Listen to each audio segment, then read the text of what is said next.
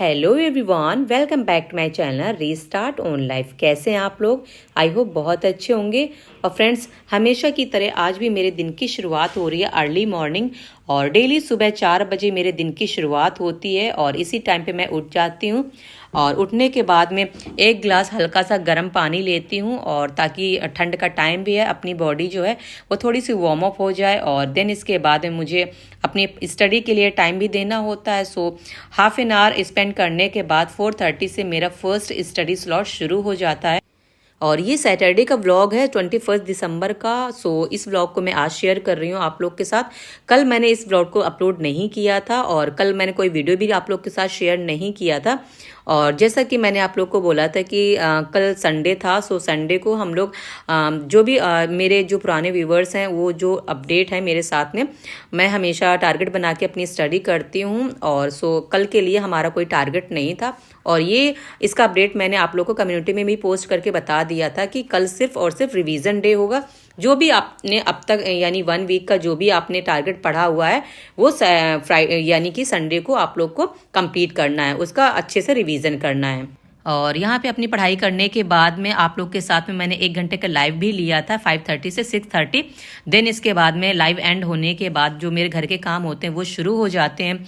और उठने के बाद में फिर मैंने ये मशीन लगा दिया था, तो कुछ कपड़े थे, सो उनको मशीन में ही धुलना मैंने थोड़ा सा प्रेफर समझा, क्योंकि वो हाथ से नहीं धुले जा सकते थे। टॉवल वगैरह भी थी। सो और बाकी जो जैसे बेटी के हैं उसका स्कूल ऑफ रहता है, सो मैं सोचती हूँ कि ना सैटरडे को जितनी भी उसकी यूनिफॉर्म होती हैं स्कूल की वो सारी धुल दूँ, और बाकी जो कपड़े होते हैं वो सब धुल दूं। और ताकि जो हम सैटरडे को अगर सारे कपड़े धुल लेंगे और मोस्टली जो काम होता है वो सैटरडे को ख़त्म कर लेंगे ना, तो संडे जो है वो थोड़ा सा टाइम ज़्यादा मिल जाता है, क्योंकि ये सारे काम ना हमने सैटरडे को ही ख़त्म कर लिए होते हैं। तो मोस्ट ऑफ द टाइम ऐसा ही होता है कि मैं सैटरडे को ये कपड़े वगैरह धुल लेती हूँ। और कपड़े धुलने के बाद मैंने भी नहा लिया था, और काफ़ी ठंड हो रही थी क्योंकि धूप भी इस टाइम पे नहीं निकली थी। सो बस ये हीटर है, इसको इसकी वजह से ना बहुत ज़्यादा राहत मिलती है, क्योंकि इसके सामने जब बैठ जाते हैं ना तो काफ़ी अच्छा लगता है। क्योंकि अगर धूप ना भी निकली हो ना तो आजकल तो हीटर ही काम करते हैं, क्योंकि धूप तो अब तो जैसे जैसे और टाइम बीतता जाएगा ना वैसे ही धूप जो है वो थोड़ी कम ही निकलेगी। और अभी तो मैंने सुबह के लिए खाना भी नहीं बनाया है, सो अभी मुझे खाना भी बनाना है, सो बस उसी की प्रिपरेशन करूँगी। लेकिन इससे पहले थोड़ा सा होता है कि अपने आप को, अभी नहा के आए हैं ना तो ठंड भी हो रही थी, सो मैं यहाँ पे मैंने अच्छे से अपने बाल वाल सुखा लिए थे। देन इसके बाद में आ गई थी किचन में, क्योंकि सुबह का टाइम है, सो सुबह के लिए खाना बनाना है, तो सुबह जो उसकी तैयारी करनी होती है वो तो मुझे ही करनी होती है। लेकिन आज ये आराम है कि सुबह सुबह जल्दी जल्दी नहीं करनी पड़ती, क्योंकि हर रोज़ तो मंडे से लेकर फ्राइडे तक तो भागम भाग ही रहता है। क्योंकि सुबह इतनी जल्दी उठने के बावजूद भी फ्रेंड ना बहुत सारे जो काम होते हैं वो पेंडिंग रह जाते हैं, जो कि मैं फिर बाद में करती हूँ, क्योंकि अपनी पढ़ाई वढ़ाई जो होती है वो सब चीज़ें कर लेती हूँ। खाना बन जाता है, देन इसके बाद में बाकी अगर रहता है कि घर के कुछ काम जो होते हैं, क्योंकि घर का काम जो ख़त्म नहीं होता है, कुछ ना कुछ तो काम लगा ही रहता है, तो बाकी के जो काम होते हैं वो बाद में होते रहते हैं। और आप लोग की कैसी चल रही तैयारी आर ओ के लिए? क्योंकि बहुत सारे ऐसे भी लोग होंगे जो आर ओ और साथ में पीसेस दोनों का एग्ज़ाम की प्रिपरेशन कर रहे होंगे। सो देखिए, कल तो संडे था, सो कल तो जो पीसेस वाले स्टूडेंट्स हैं उन्होंने तो अपना एग्ज़ाम दे दिया होगा। सो कैसा गया आप लोग का एग्ज़ाम?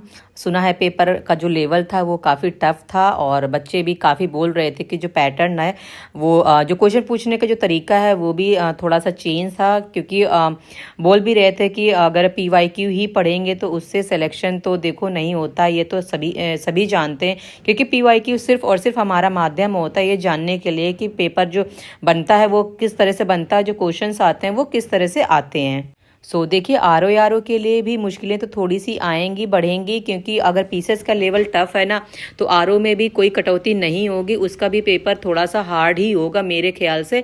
क्योंकि पहली बात तो जब एग्ज़ाम हुआ था 11 फरवरी को, तब इसके बाद में लीक होने के बाद पेपर ना और टफ ही होता है, क्योंकि लीक होने के बाद पेपर का जो लेवल होता है ना वो हमेशा बड़ा ही रखा जाता है। और ख़ास तौर पे अभी तो माहौल थोड़ा सा आपको ही पता है कि प्रोटेस्ट करने के बाद तो इस तरह से हुआ था कि आनन फानन जैसे कि डिसीजन लिया गया था ना पीसेस की डेट को लेके, और एग्ज़ाम जो है वो पेपर भी वैसे ही सेट किया गया होगा। सो आर ओ के लिए भी इसी तरह के कुछ हैं। लेकिन हमें भी अपनी जो स्टडी है वो अच्छे से करनी है, सिर्फ PYQ के भरोसे नहीं रहना। ये बात मैंने आपको हमेशा बोली है कि PYQ सिर्फ और सिर्फ हमारा प्रैक्टिस करने का ज़रिया है। बाकी आप लोग जो भी कोई भी बुक है वो डिटेल में, थ्योरी में, वो सारी बुक जो है वो आपको ही पढ़नी है। और जैसे कि मैंने हमेशा बुक्स के बारे में बोला है कि सबसे पहले अगर आपको पढ़नी है तो NCERT पढ़िए, देन इसके बाद में जो भी मैंने बुक के सोर्सेज आपको बताया वो आप कर लीजिए। जैसे कि अगर आप सिर्फ RO के लिए करना चाहते हैं, वरना अगर PCS के लेवल का और ज़्यादा जैसे 25 के लिए आप कर रहे हो तो सबसे पहले NCERT कर लीजिए, देन इसके बाद में जो स्टैंडर्ड बुक्स हैं उनकी तरफ आप मूव करेंगे।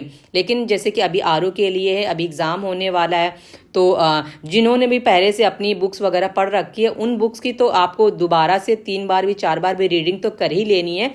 साथ में जो फिर घटना चक्र होता है दिन इसके बाद में उसका वहाँ से प्रैक्टिस कर लेना है। सिर्फ घटना चक्र आप लोग पूछते हो मुझसे कि क्या दी आप सिर्फ घटना चक्र पढ़ते हो क्या? नहीं, मैं सिर्फ घटना चक्र नहीं पढ़ती हूँ। घटना चक्र मैं तब पढ़ती हूँ जब मैं थ्योरी सारी जो बुक्स होती हैं वो मैंने पढ़ रखी हैं और इसके बाद उनको जब डिटेल में एनालिसिस करनी होती है तब फिर से मैं उन्हीं बुक्स को फॉलो करती हूँ। और जैसे कि यहाँ पे भी मैं अभी यहाँ पे NCERT पढ़ रही हूँ क्योंकि अभी एंशिएंट हिस्ट्री वो टारगेट मैंने दिया हुआ है, तो मैं वहाँ ये क्लास 11th की ओल्ड NCERT है वो रामशरण शर्मा वाली, तो मैं उसको यहाँ से देख रही हूँ। देन इसके बाद में जो प्रैक्टिस होती है फिर मैं घटना चक्र से करती हूँ।